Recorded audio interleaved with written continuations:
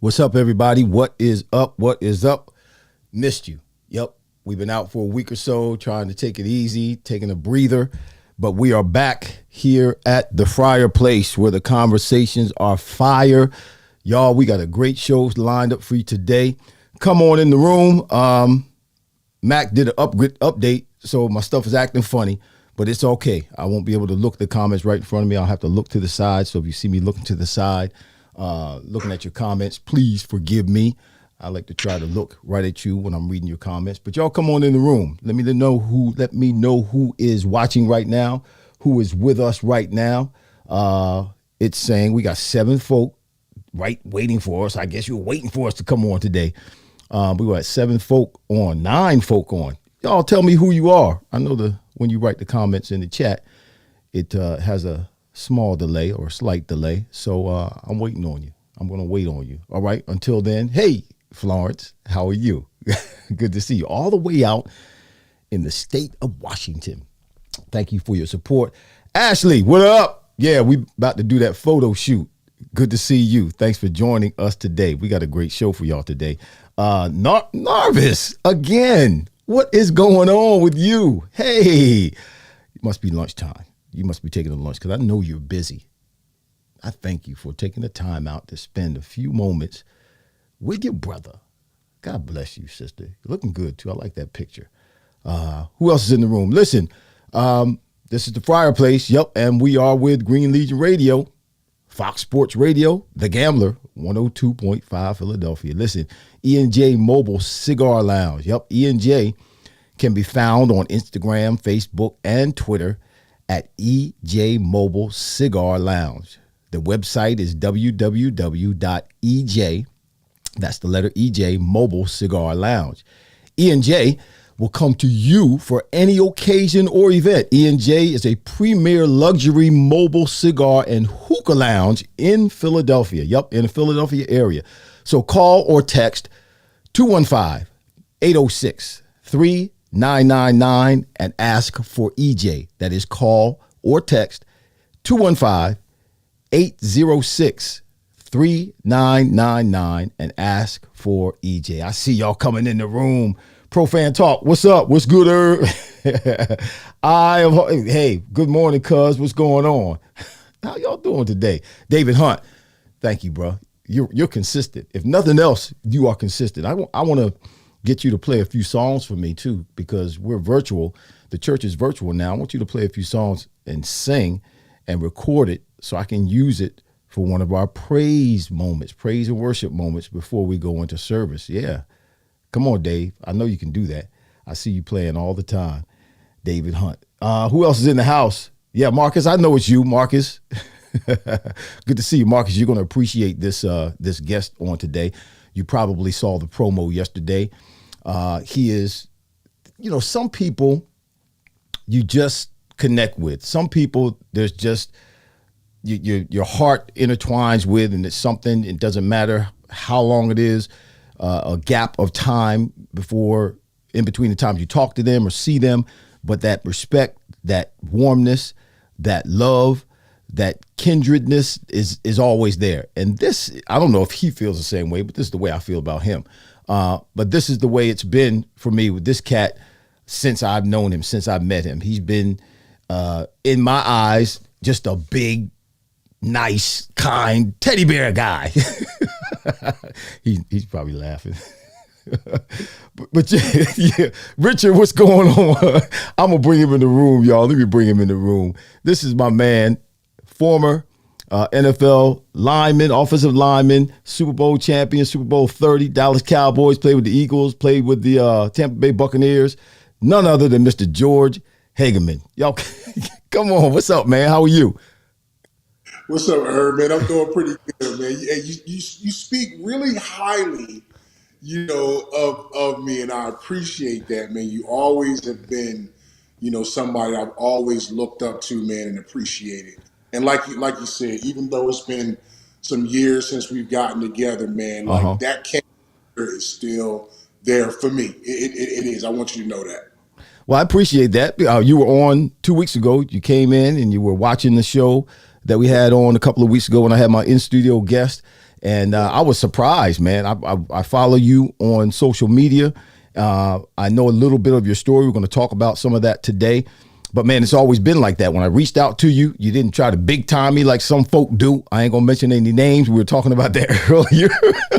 But I just, for me, guys like you, guys like me who played in the NFL, it doesn't matter. I have a mutual respect for all of them because we're all a part of the same fraternity.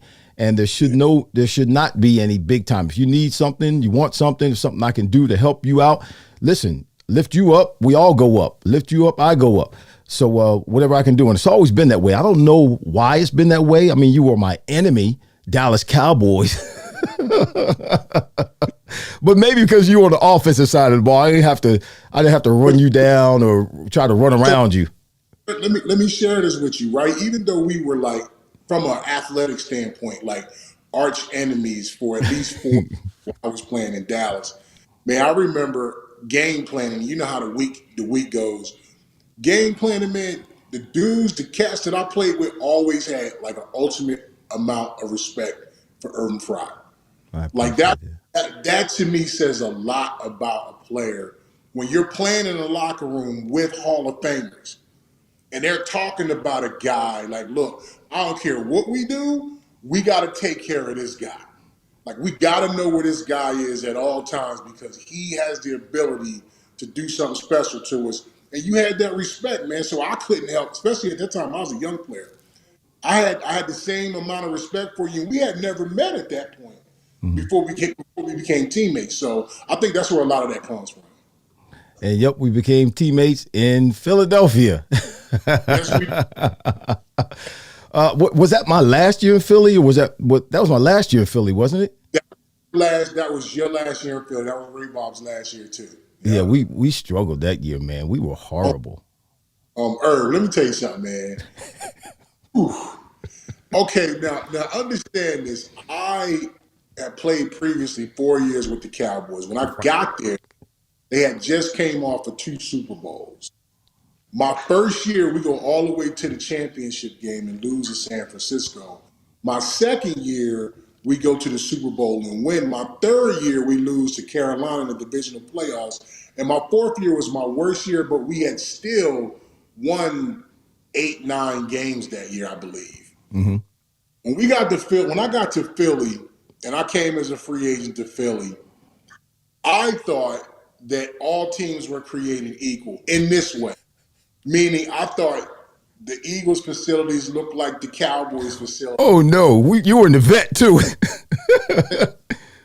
When I showed up to Vet Stadium, I did. I remember telling my mom, I said, "Man, I really must love y'all because this is not what I'm. It's not what I'm used to. But I'm going to tell you the thing, and I told you I'm going to blow your mind with something. I'm not going to tell you yet. But when I got in the locker room and started talking to a lot of the guys, That's what changed my mindset on everything. Isn't like the Dallas Cowboys, but it's still some very quality brothers all around the league, and you guys are definitely that. Yeah, we had to try to focus on something else because the facilities were less than adequate for sure. Yeah. And I had just left. I had left Miami where they had just built a brand new facility when I got there. Yeah, so I was. Yeah, it was like that for me when I left college and went to New England.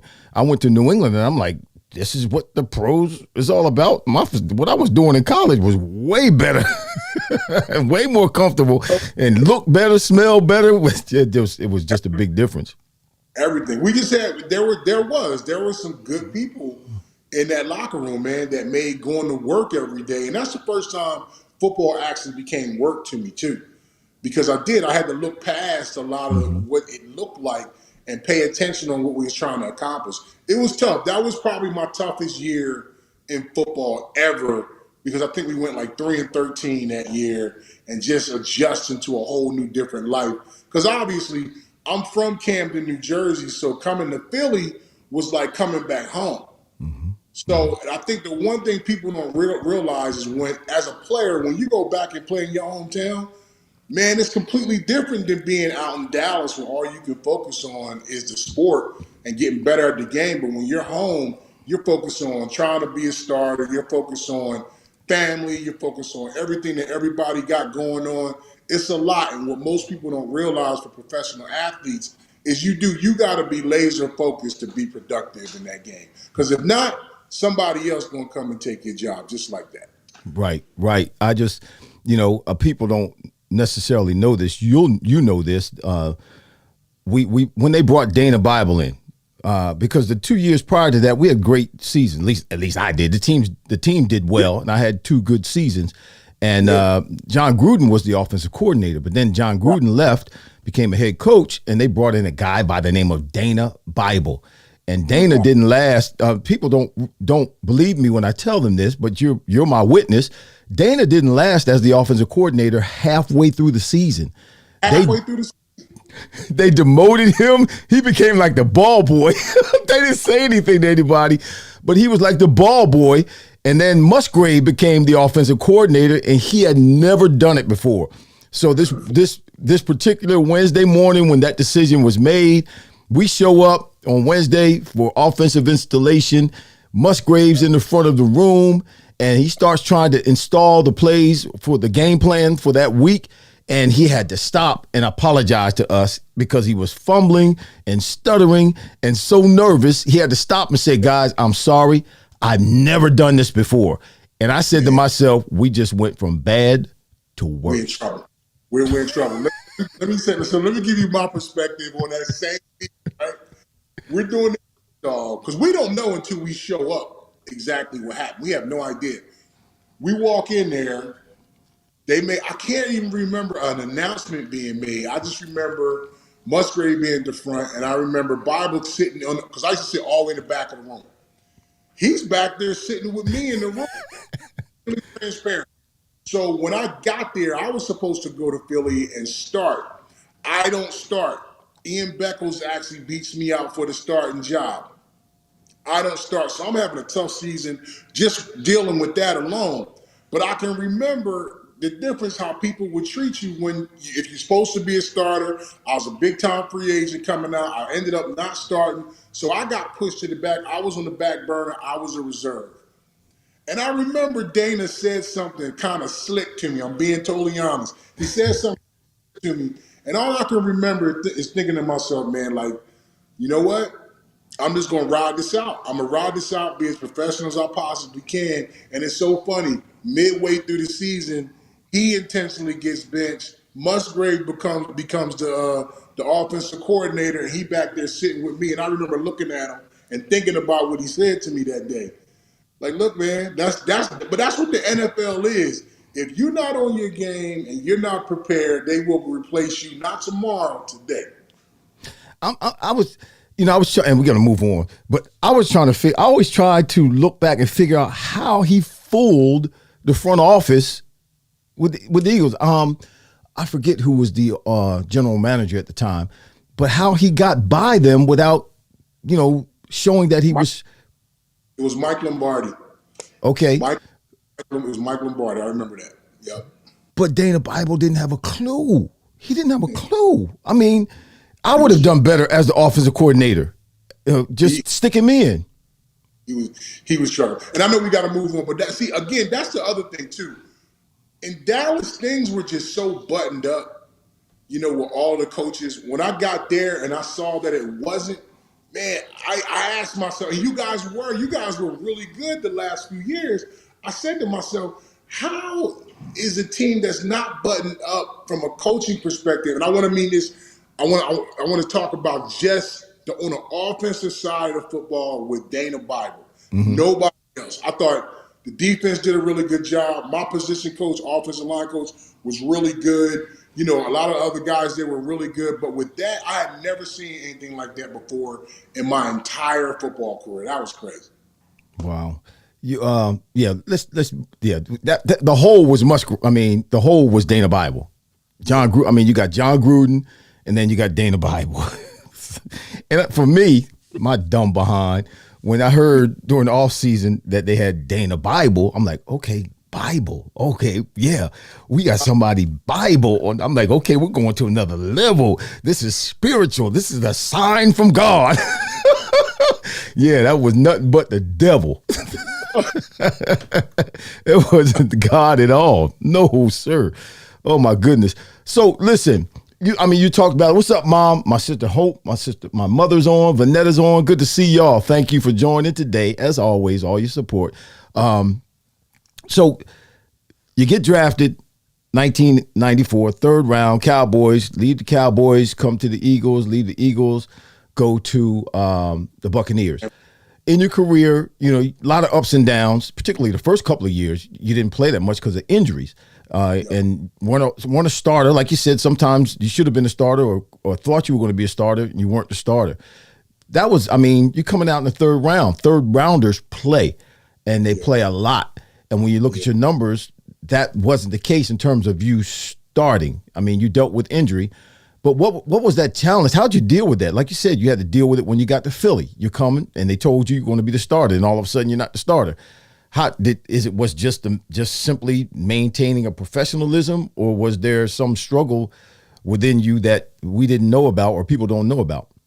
Yeah, man, Irv, I so appreciate the question. So here's the thing, like right now, I'm sure we'll get into it. So I help players transition from high school to from college into the pros, and into retirement. And one of the things that I always share with them is my story. And I ended up leaving NC State with 2 years left of eligibility because my mother was dealing with cancer. Mm-hmm. And shoot, we didn't have people trying to pay the bills, trying to pay doctor bills, things like that, man. At that stage, I knew if I left to go to the NFL, when I did, that would help that situation out. So I say all that to say is, man, I left too early. I left school too early. So there was a level of maturity that I still needed to gain in that at least one more year of college, 2 more years of college that I didn't get. Now, here's the important part to mention. The good part is that I ended up with the Dallas Cowboys. The bad part is that I ended up with the Dallas Cowboys. Explain to you what that means. Extremely successful team, very well buttoned up, very professional, excellent in terms of developing players. And if anybody remembers, like in the early 90s, they used to develop guys. They would take time to develop you. Well, Right. I was playing behind what you can argue as being one of the best offensive lines in the National Football League at the time. I had Eric Williams at right tackle. Derek Kennard came in, played right guard. Mark Stepnowski was our center. Nate Newton was the left guard. Mark Tuinei was the left tackle. All Star Wars at the position. So me coming in at 20 years old, looking at that, and Larry Allen, who people don't know, was the second round draft pick that year. Larry went on to be a superstar.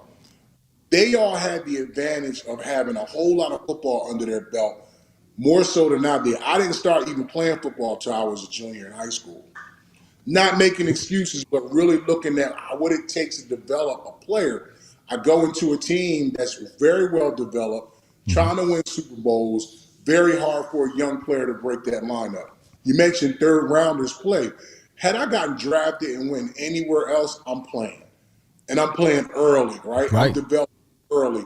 That's not the chance I got in Dallas. Literally, when I got to Philly, I'm sorry, the year before I got to Philly, that was the first year that I actually started a lot of football games and was developing well. Got injured, ended up being able to come back from the season and then going to Philly.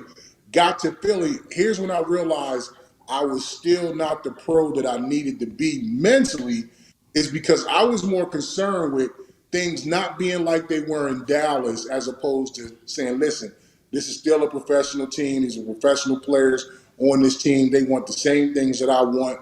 Let me figure my part out so I can be a productive part of the football team. Got there, a guy named Ian Beckles, who I'm still really good friends with, saw him at the combine last week. He understood that we had this conversation. Physically wasn't anywhere close to what I was physically. Where Ian beat me was in the mental part of the football game. Right. And we talked about that. He was so much more mentally developed than I was, that I was worried about the wrong thing. All Beck was worried about was the man in front of him. And that's all you need to be concerned with when you're trying to be productive. Right. I honestly did not become the all-around pro I needed to become until I got to Tampa Bay. And there's a couple things that I attribute to that. When I walked into Tampa Bay, it was like walking into Wakanda. I'm being totally honest. I had Tony Dungy as a coach. I saw the most men that looked like me coaching football at a very high level, very, very close-knit team as far as players, as far as coaches, as far as how they talk to you, as far as how they developed you, as far as how they taught you. It was a completely different experience for me. And I always say, man, if I'd have had the opportunity to start here, I know from a production standpoint, my career would have ended up being something different. Now, the last thing I'll say about it, you are not hearing me complain one iota. And I'm going to tell you why. Uh-oh, we got a freeze. Uh-oh, he went out. He'll come back. We'll bring it back. His phone froze there for a moment. He must have gotten a phone call or something. That happens when we are, there he is. Yep, that happens when we're doing this and we're live. There's always the opportunity for, come on in, George. Is there? There he is. He's back. I'm back. He's back. No, I was explaining to everybody. He's on the phone. Did you get a phone call again? I did. It can't. No, it just cut off. I don't know. Oh, it just cut off. Modern technology, man. I mean, as much. You know what? And I don't mean to stifle your story. Just keep it in mind. But as much as we pay for cable, and as much as we pay for these daggone phones, I mean, hundreds of dollars a month we pay. When I was a kid, you didn't have to pay for TV. But now we pay hundreds of dollars a month. There should never be any glitches. There should never be any drop phone calls. There should never, when I turn the TV on, I should be able to see the channel that I want to see. That's right. That I'm paying for. I'm sorry. Make me sick. It makes me sick. But then watch this. Be late with your bill. Oh, they'll cut you off in the heart. Be late with your bill. Yeah, they cut you off in a minute. And charge you extra, charge you a reconnection fee or whatever, all this other stuff. Man, this life sometimes is just oh my gosh. It's so good. It's so good. And they sent me to prison for it because they said I knew what somebody was doing. Really? Like I'm a crook. Anyway, hold on to that thought, man. My in-studio assistant just came to me and said we got 2 minutes. She said that 2 minutes ago. Before we got to do this commercial. So I got to do this commercial and I'll come right back to you. All right. Hold that thought. All right. My man. Hey, y'all. What's up? Echelon Health and Fitness. Yeah. Located in Voorhees, New Jersey. Voted best gym in South Jersey 5 years in a row. Membership starting at $8.99 per month. Family and locally owned. Yeah. Indoor track, newest cardio and strength training equipment, 3 studios, indoor pool, whirlpool, and dry sauna. Kids club, over 100 group fitness and Thrive personal training sessions per week, including but not limited to Les Mills Body Pump and Grit, Boot Camp, Bar, Yoga, Zumba Spin, and Hot Bar, Aqua Conditioning, Aqua Dance, and Mat Pilates. Echelon members save at over 100 local businesses simply for being an active member.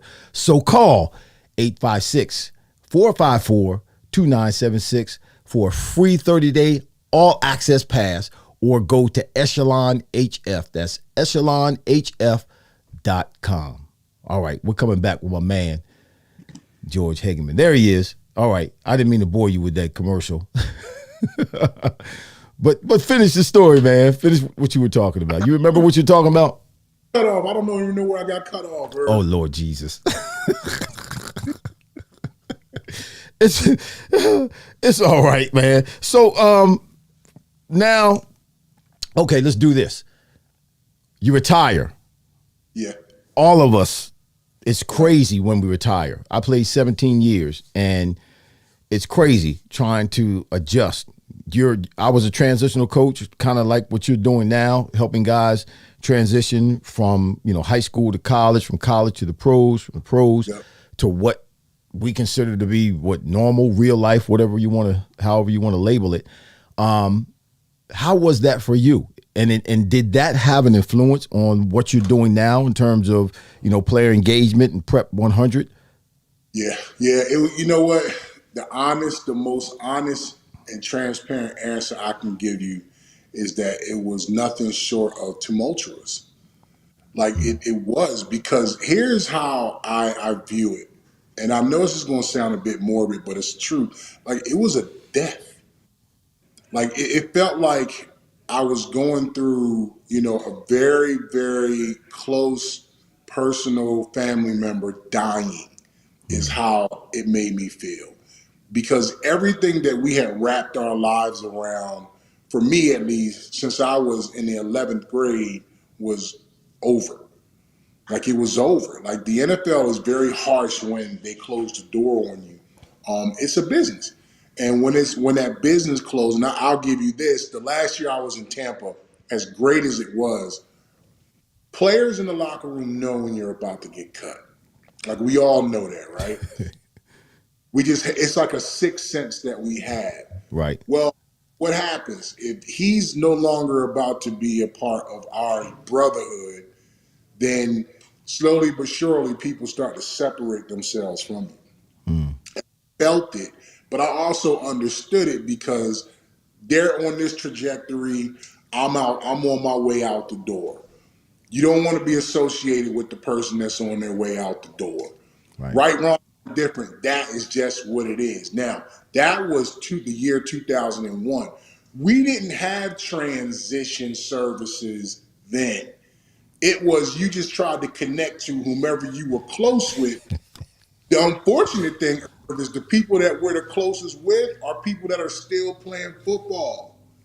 So the life is different. So I would call people on a normal basis. They're not picking up the phone any longer, whether it be because our schedules are different. They think I'm calling for money. They think I'm calling for tickets, or whatever it be. These are people that I've been tight with for years. Listen, man, you are, boy, you preaching right now, and you preach to the choir, because I have experienced or have similar experiences where, now you're retired. And when I first retired, I was doing TV, and one of the cats, man, I can't mention his name. I wish I could mention his name, but I won't do that. One of the cats, I go back in the locker. I was doing TV, so I go back in the locker room. Now I'm a former player. I played 17 years. I'm doing TV. I go back in the locker room to ask this guy if he would do an interview with me. Mm-hmm. And it's one of the cats I helped get to where he was. Yeah. You know, that joker told him, well, I only do interviews on Wednesday. Man, I wanted to punch him in his face. And so this is where I'm about to blow your mind. I'm about to blow your mind. Okay. Because there flowers that I don't think you knew you were planting seeds to. And this is, your last year was what, Irv? 99? 98? 2000. 2000. Well, with Philly. I'm sorry, with Philly. Oh, with Philly, it was 98. It was I was 98. yeah. Right. It was 98. So we had at the end of the year we had a closeout. We had all went to I think it was Zanzibar or something like that. The jazz spot that was in Philly. We had all went to, and I think you knew it was going to be your last year in Philly. We knew it was going to be your last year in Philly. And I remember I was watching you from all the way across the room, and I was like, man, that's one of the classiest brothers I've ever been around. Like, there are people in my life that I call and think of as regal, right? Julius Irving is that person for me. Mm-hmm. Um, Shoot, man, Irv, you were one of those people for me, and I'm gonna tell you why. Because I never seen you not be professional, even in moments when I thought you had a right not to be professional. I'm gonna blow your mind. So my locker was very close to like the window where we used to get our clothing, from the equipment manager in Philly. And I Right. remember you had went up to get something. And remember they used to give us all our clothes on like this loop, in this bag or whatever. And you were looking through your stuff. And when we're getting ready for practice, we have specific things that we wear. That's just what it is. We're very superstitious in that way. Routine. There's a routine. What you say? We have a routine. We have a structure. So I'm watching, and I don't know, maybe the equipment manager was having a bad day that day where he kind of like threw the bag at you or whatever. And I'm sitting there waiting, and I was like, one thing Irving Fryar he ain't no punk. But at the same time, I've always seen him professional. You look at the bag, looked at him, and you put that man in his place in a way where I felt like, oh my gosh, Irv about to blow his top on this dude. And you told him, I can't remember exactly what you said, but I remember me and Bubba Miller was sitting there, and Bubba said, I have never seen a man put another man in his place without using one curse word before. And I've seen you deal with trauma and seen you deal with a person's bad attitude or seen you deal with trouble with grace. I've seen you do that. I've always admired black men who can do that, Hmm. right? So you were one of those people for me. I saw Julius Irving do it when I was a kid. All these people were running up to him trying to get autographs for him. And on his face said, man, I'm just trying to go from here to there. But I watched that man. I'm in Center City. I watched that man sign probably 100 autographs going into a hotel and still be nice to me when I got into the hotel.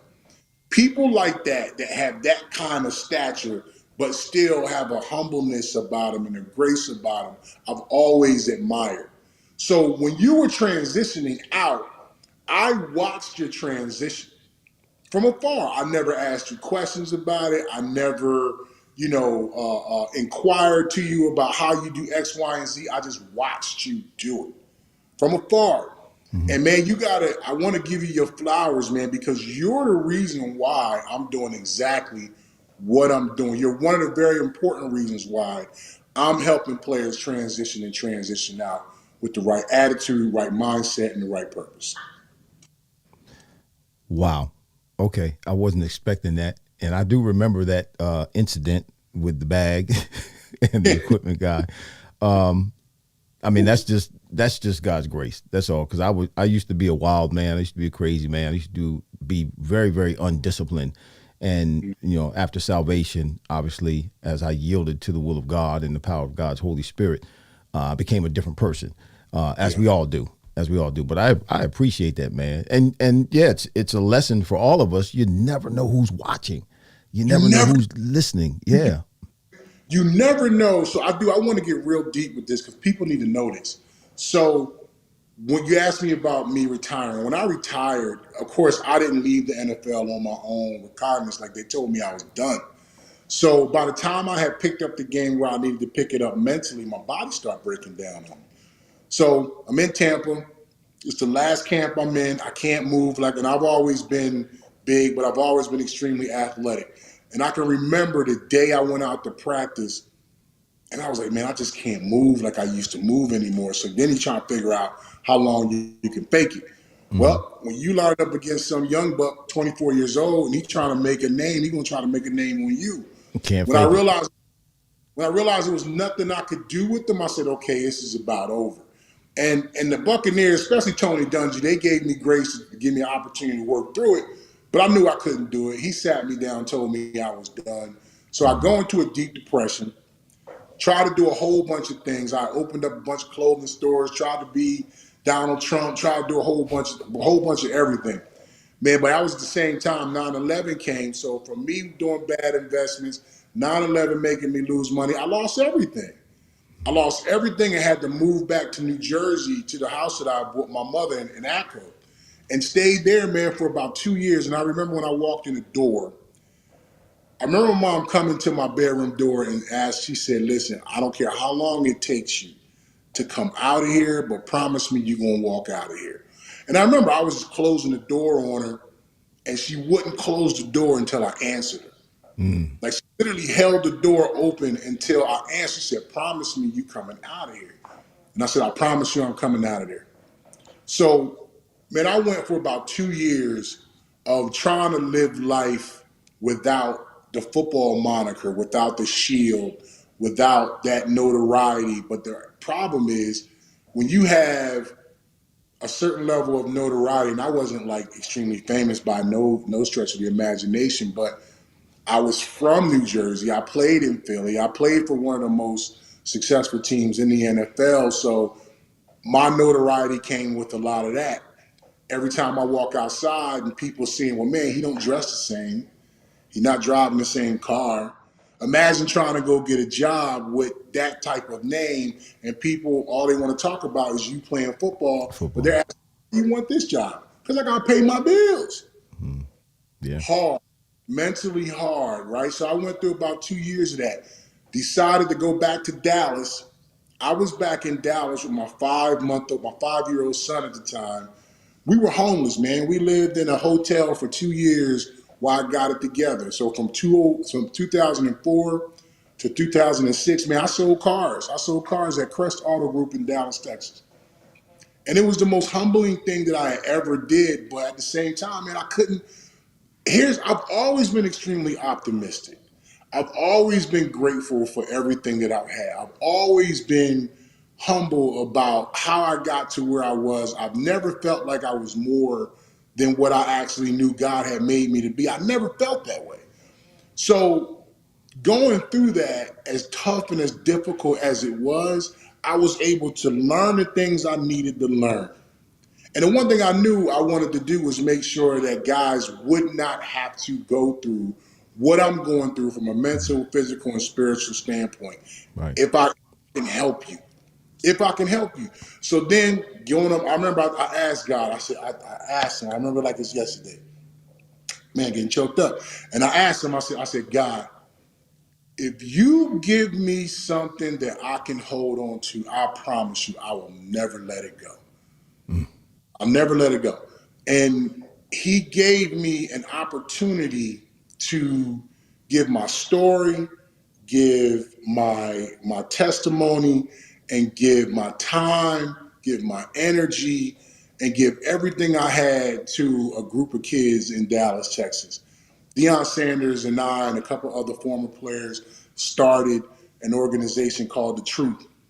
And what we did, man, we took kids from all around the Dallas Fort Worth area, started a youth program, and trained these young kids up like they were pros.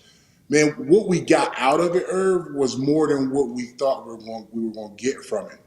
We were literally doing it because we didn't like the coaching that our kids were getting. So if you got all these pros that know the ropes and know what you need to do to be successful, if you put that together, put the right people around it, the things that you can do. So from a football standpoint, we would beat everybody in the Metroplex.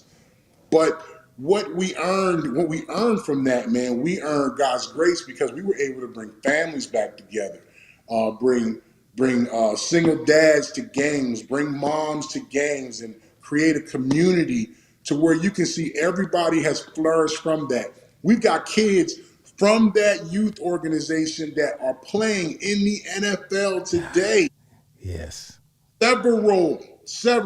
We got moms and dads who are getting divorced, who have been able to rekindle their marriages and be together today, and be able to look at something like that and say, had y'all not done this, I can honestly tell you that we would not be where we are. Irving Man. Fryar, you got me there. You got me to the point where I had those extremely dark days. And then you're very transparent about some things that you went through. When I saw you go through that and not be able to know how to get in contact with you with that, here's the one thing I knew. I was like, man, I know Irv, man. I know him. I know him. He is going to come through on the other side of that. He is. And simultaneously, we're basically going through our own dark days around the same time. So it is, man. In my mind, I'm thinking, man, what would Irv do in this situation? This is what I was telling you I was going to blow your mind about. Brother, I got to give you your flowers, man, because whereas I can look at so many different people I played with and say, okay, this person gave me that person gave me this, and understand why I do this. My father was killed when I was very, very young. So I was raised by all women. I never really had that, other than my stepfather, who came in my life when I was 12.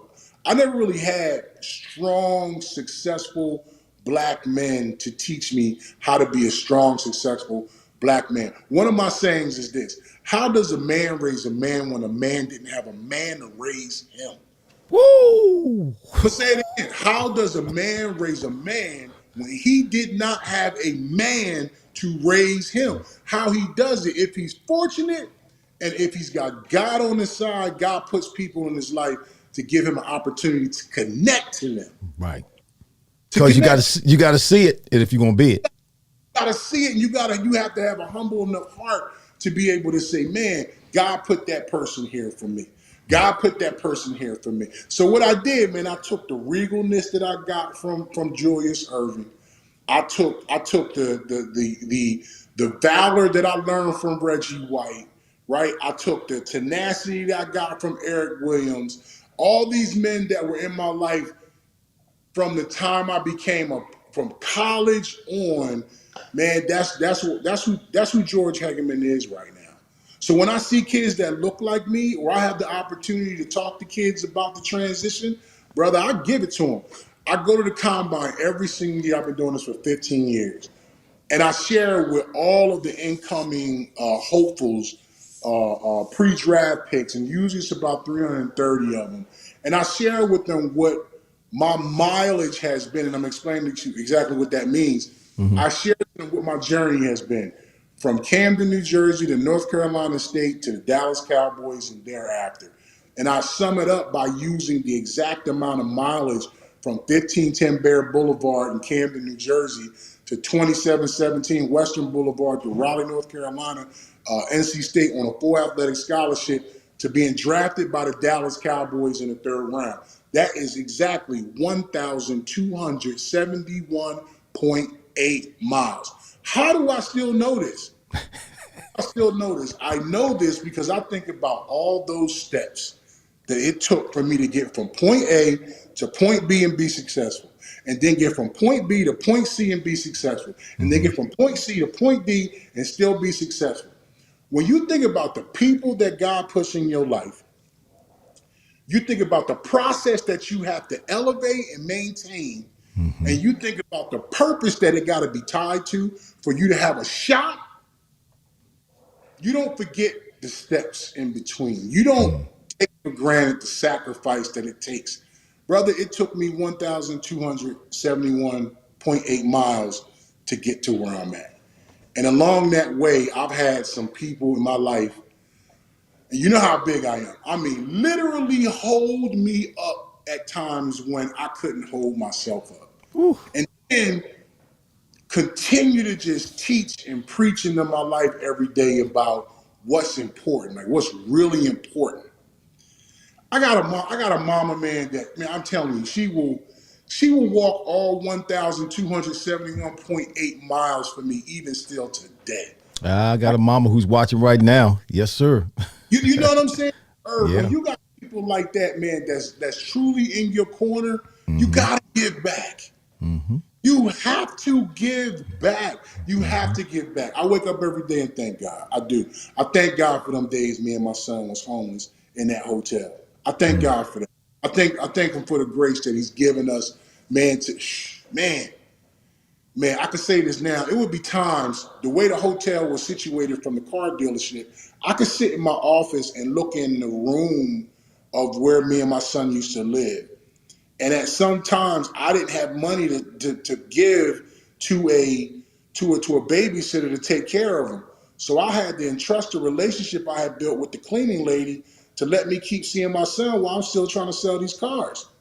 And then every 5 minutes I got, I run over there, make sure he all right, give him some food, this, that, and the other. Man, that's God's grace, man, that I had my son.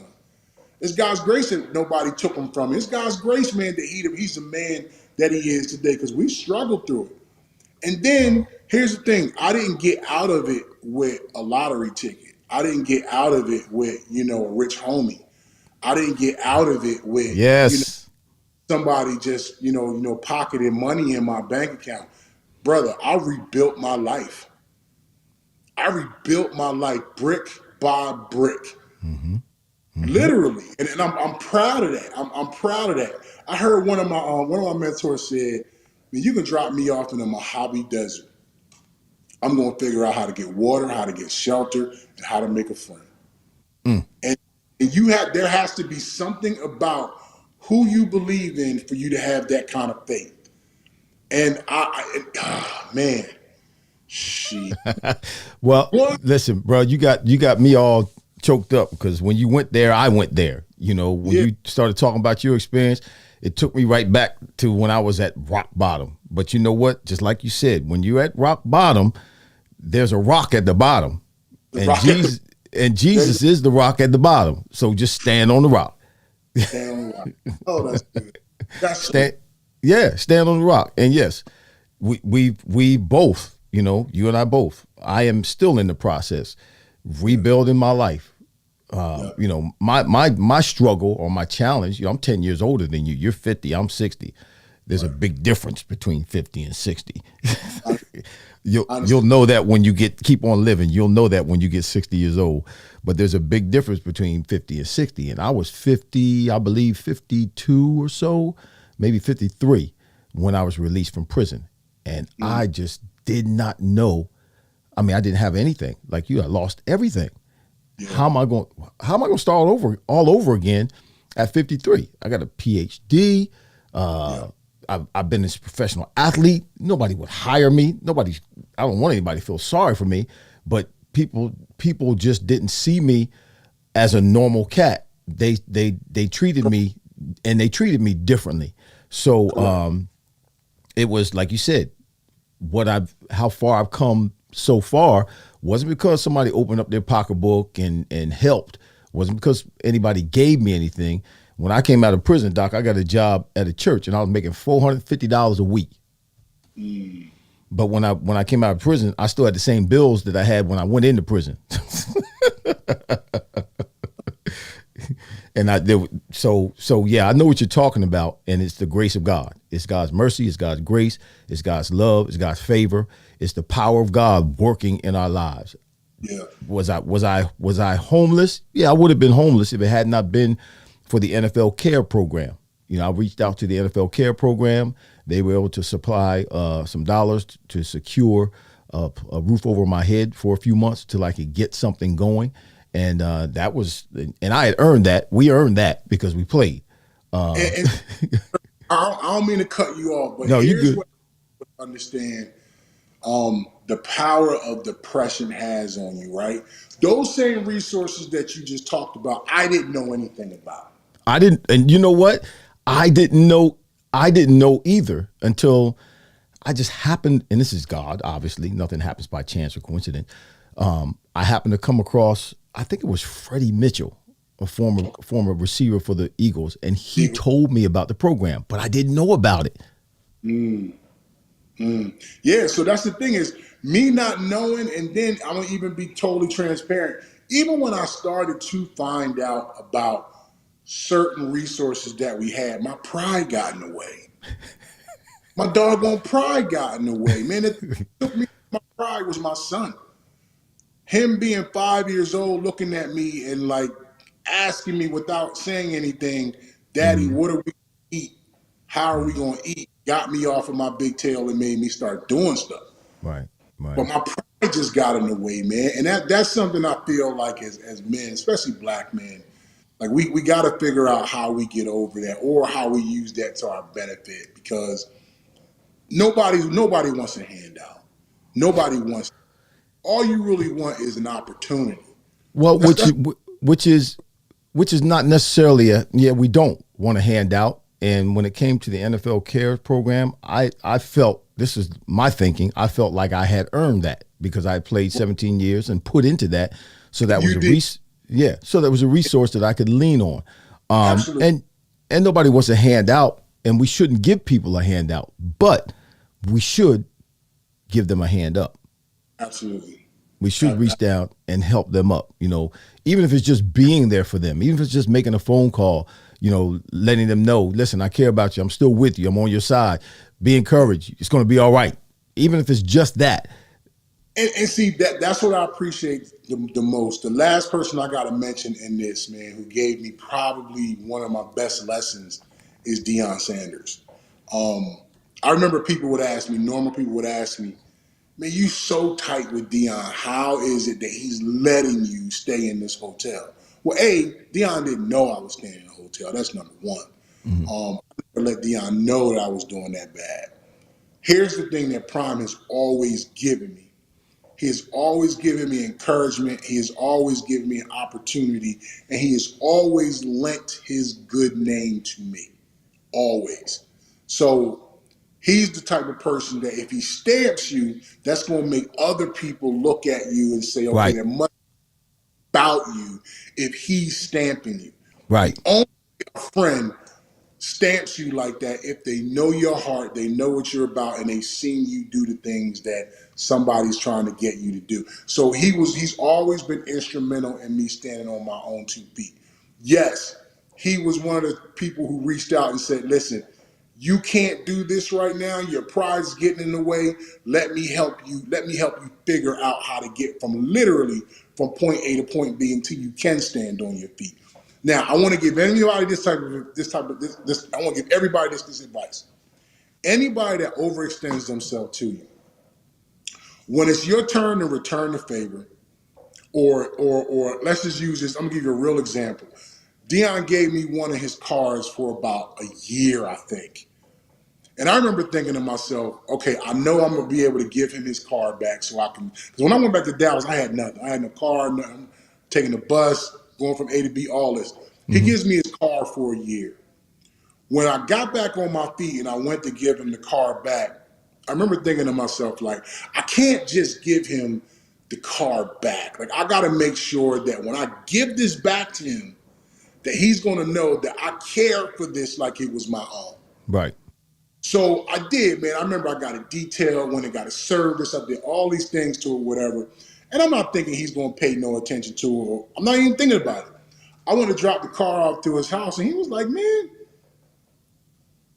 who fixed these scratches? And who did this? And who did this? I was like, I said, listen, I don't remember whether they were on there or not when you gave it to me, but I don't want you to feel like I was taking your kindness for granted because you got it. So when you get there, when you get people like that overextend themselves for you, man, I think the God in you got to make you want to give things back to them more than what they gave to you. And I was fortunate in that way, but best believe, like you said, you earned the right to go to the players, get those things from the NFL. Man, we did. I just didn't know about them, Irving.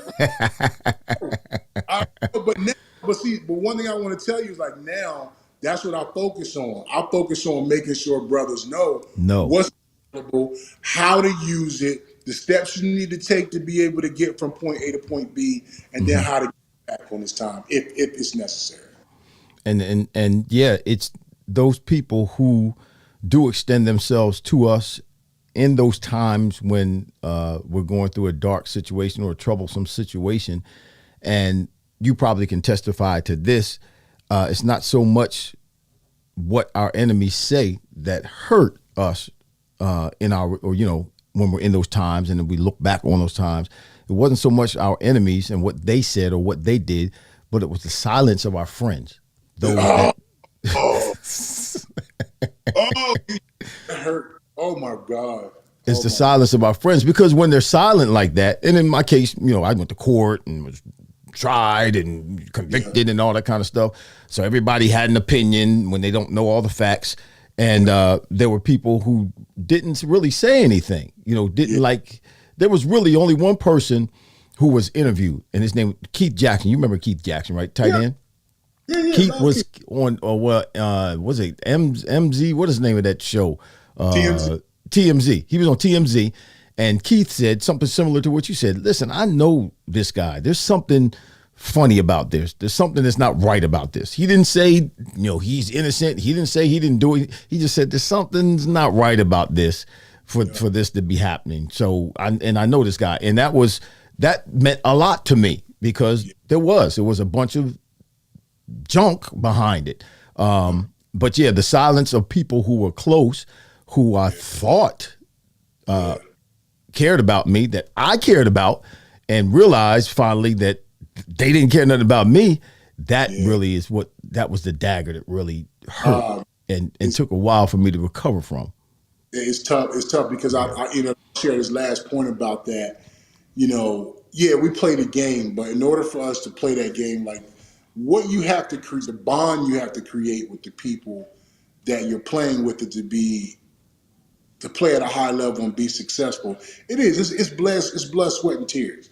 So you get to know people very, very intimately when you're going through those things, and when they can just separate themselves from you like that based on, you know, something, you know, anything, it really, really hurts. And you know, I was able to have some closure with a few people that I felt like did those things. And here's the thing that I took from it is, gosh, man, when I retired, I was 28. So most of the relationships that I had developed was with other 28, 27, 26, 5, 4, 3, 2-year-olds. We all babies and kids. Right. We all babies and kids, man. But now that everybody has transitioned out into the real world, here's the one thing I tell them all, like, look, I got a head start on all of y'all. Mm-hmm. And that head start has gotten me mentally to be able to say, I'm no longer that, now I'm this. I can look back at that and say, you know what, that was a great part of my life, but I'm so encouraged about where I am and what I'm doing now, while a lot of them are still trying to figure it out. So I say that to say, man, you know, it's a section in our life, man, that I know we appreciate. I know, you know, there's some great things we got from it. There's some mistakes that we made, but Irv, I am praying to God I make it to 60. I am, and I know you say it's a different life. I want to know what it's about. You'll get there, brother. You'll get there. Oh, man. You gonna get to 60. That's just, you know, that's a given, bro. You're gonna get there. There's too many people you have yet to help. There's too much of an assignment, an important assignment that God has placed on your life that you have yet to fulfill. So you're gonna get there, bro. You're gonna get there one step at a time. You're still the biggest cat I ever met, man. Now you just and you just got bigger. You just got bigger, man. So I'm gonna tell you. So I go back to the combine again. So I speak to all the different groups, and the O-line group comes in, and normally we used to all be the same size, but now, you know, the game is cyclical. It's gone to a much more leaner, smaller. Right.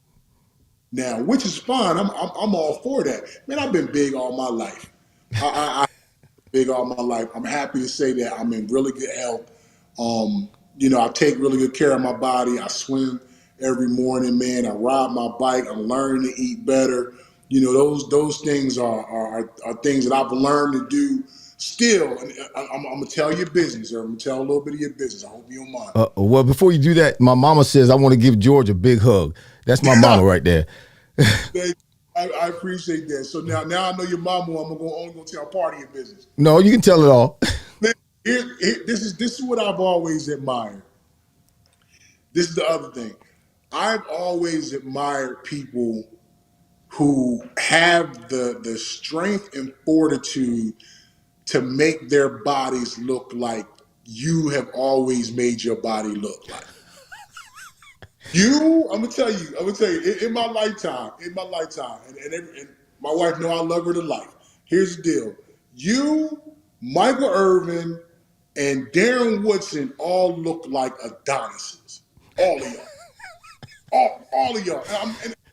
I'm saying to myself, wait. Well, y'all need to get this. Y'all need to. Everybody who's watching, y'all need to listen to this man. He knows what he's talking about. All right, I'm gonna give it to you again. Go ahead. I played with some of the best athletes in the world. There's only a few men that you say, man, he look better than me. Like he looks better than me. When he takes his shirt off, he looks much else in here. I don't know. You got to tell us a secret, man. You got to tell us a secret. What's the secret? There really is no secret. I just think it's hereditary. I still do work hard. I went to the gym this morning at 6 o'clock, and this morning was really hard. You know, power cleans and front lunges and, you know, toes to the bar and, you know, squats with the bar over your head. I did all that this morning for 30 minutes. I wish you could hear the sound my knees are making listening to you say that you're still doing this at 60 years old.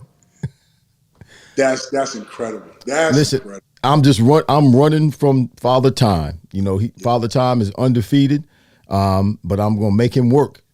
I'm gonna make him work to get to me. And it's just something I've always done that. When I started in college, I didn't do a whole lot of lifting and training and stuff like that in high school. But when I got to college at Nebraska, it's just always been a way of life for me. And when I try to sit down and do nothing, that's when my body starts hurting. That's when I start feeling it, is when I don't do anything. As long as I'm doing something, you know, lifting weights, and I don't lift weights like I used to. Again, I'm doing the CrossFit training, that kind of stuff, which is, it's a cardio, it's core, and it's and it's explosive. So, and we do, you know, we get heavy sometimes, but man, you should tell that to my wife, you know, So Irv, let me ask you this question, man. First of all, let me throw you your flowers again, man. I'm supposed to be interviewing you, man. You ain't supposed to be interviewing me. My heart, man. I love doing this too. I do. I'm sorry. I gotta give you your flowers while you here, man. Like, I have to do this. Like, well, I can have you back on the show. This don't have to be the only show. Matter of fact, I'm gonna let you finish. I got time. No, go ahead. You can say this last one, but I'm gonna have you back on the show. Okay. The last thing I want. Okay, so here's every time I get an opportunity. You ever hear somebody say, if you could have dinner with 5 people, right, dead or alive, who would you have dinner with? So you would be one of those people that would be at my dinner table, and I would have questions for you guys. You knowing all that you have amassed from the time you started playing football to like where you are now, everything that you've gone through, knowing me, knowing what it is that I'm trying to do, I feel like you know my heart. Like, the next 10 years of my life, how do I be the best version of me? Well, I think you got a head start, as you said, because you've already had your wilderness. It's what I call a wilderness experience. I think mostly everybody goes through a wilderness experience. God has separated the wheat from the tare in your life, and you know who's with. That's important, to know who's with you and who's not with you. I carried a load of people for years until I was 53 and didn't realize they weren't with me, because now these people that are not with you, in order for you to go to the next level, like space shuttle, something's got to drop off. Some things have got to drop off. And in order for me to really be free in my life, all of those people had to drop off. There were a lot of people in my life that I cared about that didn't care anything about me. And that was a hard pill to swallow. But until that happened, I really didn't begin to operate in the freedom that God has for us in our lives. And I really couldn't focus on the way I needed to focus on the things that I need to be doing and my purpose, because there were always problems. And that's what happens with people. When they're not working in their purpose, they cause problems. That's one of the ways to identify people that are not doing what they're supposed to do. They're always problematic people. Ooh, that's When you're working in your purpose, you're working in your purpose. You're focused. You're moving in that direction, and you're not stumbling and bumbling and causing problems for other people. But when you're not in your purpose, you cause problems. You cause yeah. problems. So you're ahead of the game, or at least in my eyes, because it happened to you earlier in your life than my life.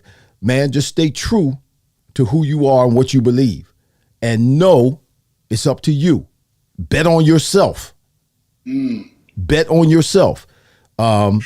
Trust the few people that you know now you can trust, and ride with them, but bet on yourself. And you can do anything, bro. Yeah. I can listen.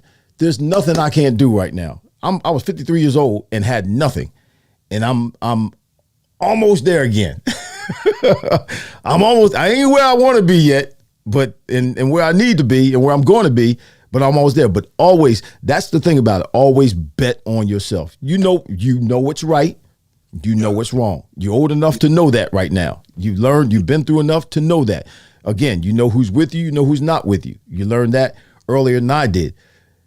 Always bet on yourself. Okay. Always bet on yourself. That's confirmation, man. I appreciate that. Yeah, you know how to maintain, man. We did that. We survived the NFL. We survived college. We survived childhood. You grew up in Camden.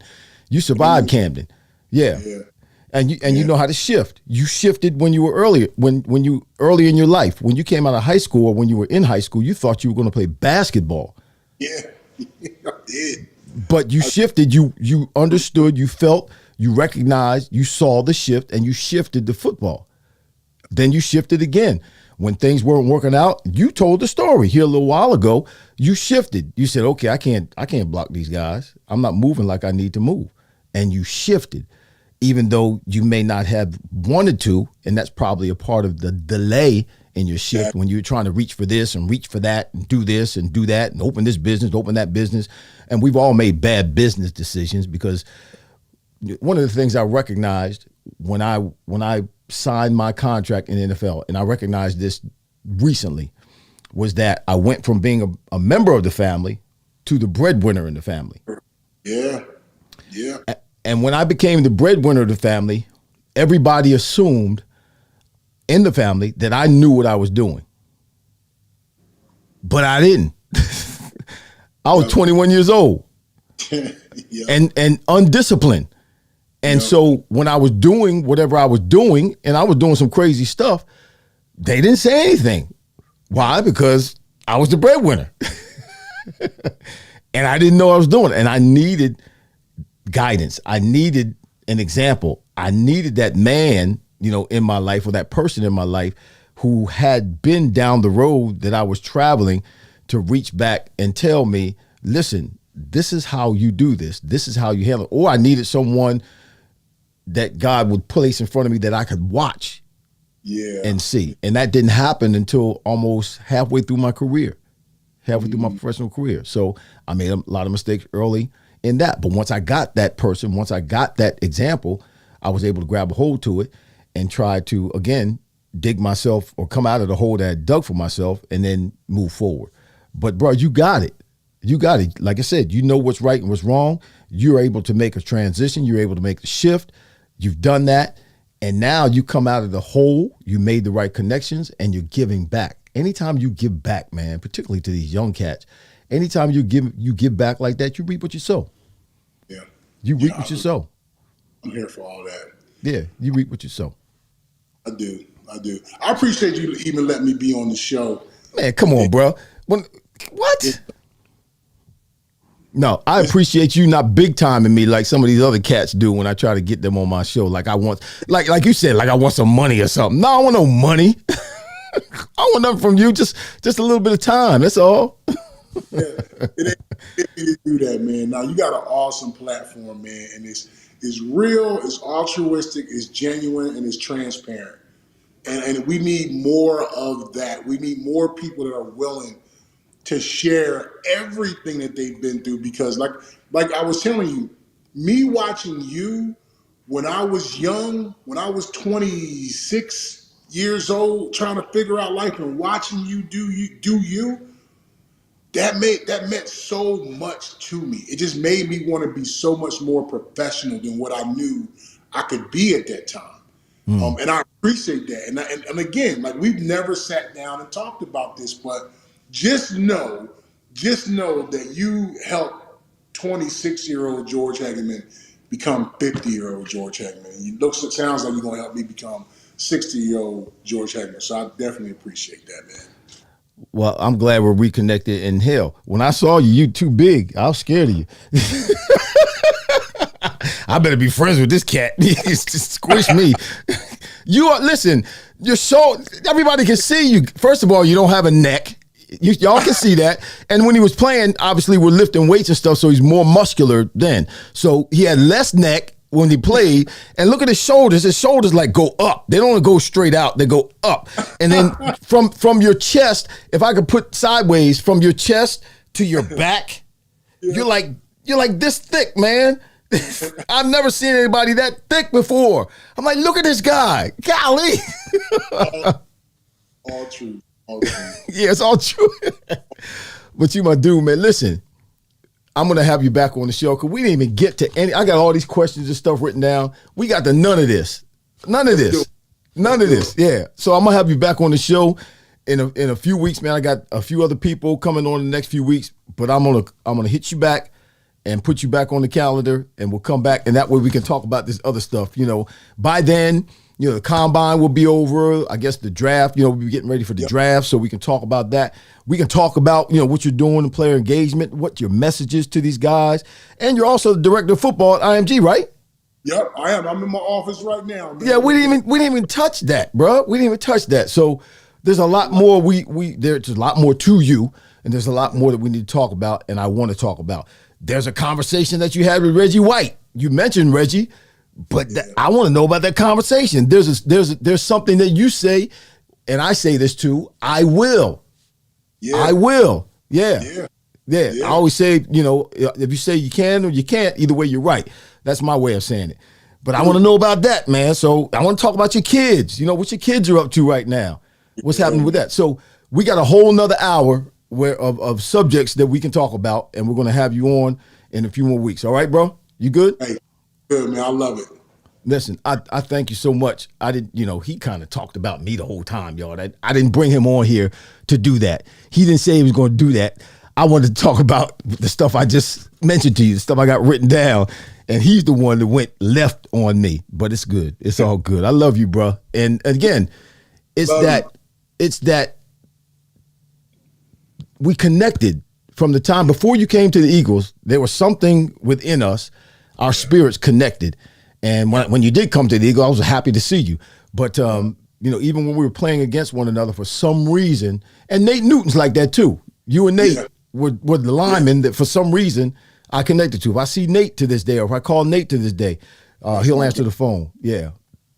So now I am trying to get in touch with Prime. I'll holler at you about that. I know you got access to Prime, but I'm just going to have you give Prime my number.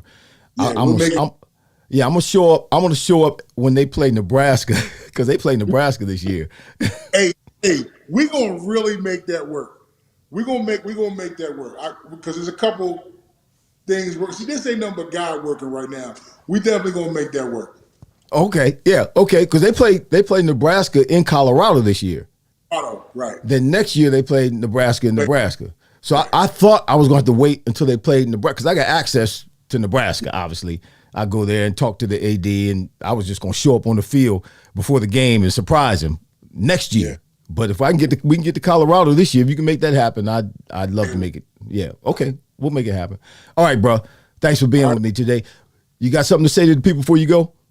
Yeah, listen, I think the last thing I just want to put out there, and again, it's about Irving again. We did not plan this. This was not scripted, and I've learned to just move, you know, in the way that God asked me to move. I don't stray to the left or the right of that. Irv is doing this for people that, and this is my opinion. Irv is doing this for the people that have something to say but don't know how to say it. So they get their tutelage from people that are strong enough willed enough and ready to share their stories so everybody can learn something from it. I ask you, the next time that you decide to pop on, tell 5 people about the things that you're hearing and ask them to log on so this message can go further to more people that feel like they got something they want to say but don't know how to say it, because Irving help you say it. Wow. You too big for me to be twisting your arm too. All right, bro. I'm going to holler at you, man. I'll hit you up later on today, all right? Sounds good. Sounds okay, good. Bro. Appreciate you. Thank you so much. Wow. That was unexpected. That was really, really unexpected. I did not expect that today. I do know George. I hadn't talked to him in a long time. A couple of weeks ago when we were on the show, some of you saw he came in the comments. He logged on and came up in the comments. He said hi and stayed on for a little while. And that's how we connected, or reconnected, I should say. And man, 2 weeks later, here he is. What a guy. Yeah, what a personality. What a spirit. What a brother. Awesome. Very articulate, able to express himself, able to paint the picture, able to just articulate in a way that people can understand, can grasp, and actually make application. So, and he's got a story. He's got a story. You know, everybody in the NFL, everybody in professional sport, there's more stories like that, like ours, his and mine. There's more stories like that than there are the ones where everything's hunky-dory. And I'm not saying that, you know, it shouldn't be that way, but, you know, when you make it to a certain level, yeah, there's a lot of money, fame, fortune, notoriety, but there's also issues that come along with it. And we can fall into there's a lot of pitfalls, I should say. Yeah, a lot of pitfalls when you get to that level. And if you don't know about them, or if you're like myself, you're naive about them, and you put your faith and put your trust in people, you know, they can really take advantage of you and put you in a bad spot, so much so that you, like me, could lose everything. But if that were to happen, you know, keep trusting God, keep pushing forward. At some point, you're going to have to forgive anything or any people from the past so that you're not poisoned in your spirit by holding on to the past, or paralyzed in your being by holding on to the past, because you have to keep moving forward. Anytime you're knocked down, anytime you fall down, listen, you don't have to tell anybody. Just get up and get going again. They'll see that you've gotten up and you've gotten going again. You don't have to tell them, I'm up, I'm moving. Look at me. You don't have to say that. Just get up and get moving. They know you were down. Now they see you up. All right. Listen, that was a great show. We went over our time. It's okay. Dave Hunt. Yeah, it was a great conversation today. Thanks, bro. I appreciate you. Don't forget to hit the like button. And I'm sorry for looking this way, y'all, well, on the screen, it looks like I'm looking to my right, but I'm looking to my left. Because for some reason, when Mac made an update in the computer, now my software is trying to catch up. Yeah, that was good, wasn't it, Mother? Vinny Capriati, it was awesome. He was awesome. That was awesome. Florence, good to see you. Yes, Richard Melton. Yep. And I'm saying is an image that life without the NFL career and being successful and being back to the community. I don't know what that means, Richard. And all I'm saying is imagine, okay, I'm sorry, I can't read. It does make sense, Richard. All I'm saying is imagine a life without the NFL career and being successful and giving back to the community. Right. There you go. Bet on yourself, David Hunt. Yep. All right. Who else? Mom, Gantry Fox. What's going on? Are you still there? Are you still with us? If you are, please shout us out again. Florence said, I was 70 years old and started all over again. So, yeah. What am I whining about? Huh, Florence? Vanetta. Yes, it's fire. The Fryar PLace, where the conversations are fire.